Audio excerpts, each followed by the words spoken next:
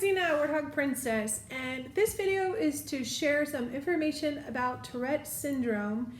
We are just coming out of Tourette Syndrome Awareness Month, which runs from 15 May to 15 June. Today is the 17th, so a little bit late getting this out, but I was requested to share this information by one of my viewers who asked to remain anonymous, but this is for you, for anyone who wants more information. I will put the links down below where I did some of the research for this, which is the Tourette.org, which is the Tourettes Association of America.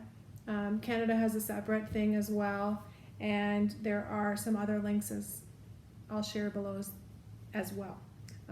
One thing about Tourette's is that if you're interested in the awareness ribbon, that is a teal color. And I did find a site, which again, I'll include this below as well, that if you look about awareness ribbons, teal is also shared by a number of other conditions and disorders and awareness type things. So you can look that up on your own as well.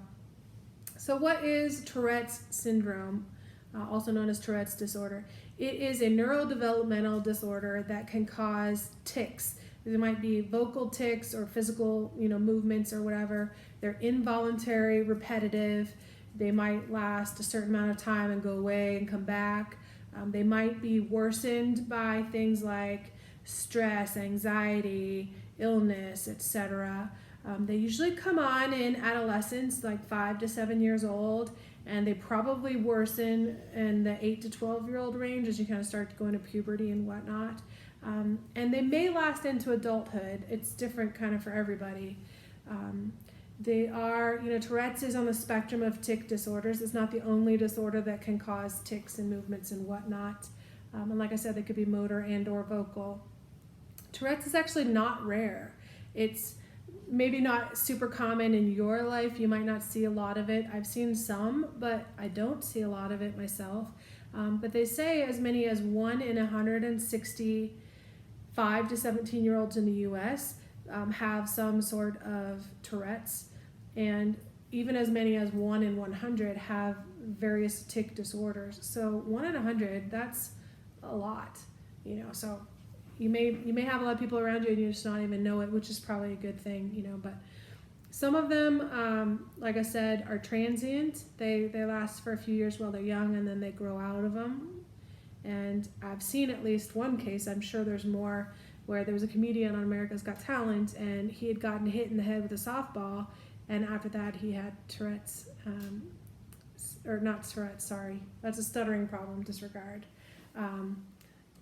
Yeah, so they don't know what causes it. There isn't a cure for it, but there are a lot of treatments for it, a lot of different medications and whatnot. So the unfortunate thing for Tourette sufferers is they often have to go through a lot of different medication trials to find what works for them. And then as their condition changes, as they're aging up, then they might have to change meds again or change doses. And the medications themselves can have other side effects. So not only do they have to suffer through the tics and symptoms of the condition, but then they also have the side effects to contend with from the medication. So that can be a really frustrating process to go through, especially for youngsters and the parents trying to figure it all out. They can be vulgar vocal tics and things like that and gestures, but it's not always. Sometimes they're more benign and sometimes they're very intrusive and tough to get through for them. So what are the do's and don'ts for Tourette's? I can't speak to it as a sufferer. I'm not a sufferer, and I don't have any close friends or family that are either. But really, the don'ts are the same for any condition or any person. Don't judge, don't stare, don't bully, and don't pity them. It is what it is. Just try to understand, be aware that there's something that they're going through that they cannot control, and do treat them with kindness just like you would for anyone, so they're really no different. They're just having a little extra things going on that they have to contend with. It's not a big deal. It doesn't change who they are as a person. They might have other comorbid conditions like attention deficit hyperactivity disorder or obsessive compulsive disorder or other neurodevelopmental and neuropsychiatric conditions. They may not. They may just have Tourette's, and like I said, it could be mild, it could be severe. It just depends. It varies widely. But that's really all I can tell you right now. I hope that does answer the asker's concerns.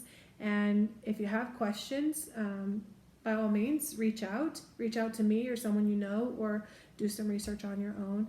I'm not an expert, but I can certainly find you some answers. So thank you for taking the time to watch this. I hope you're doing well, and now you are more aware, as am I, about Tourette's.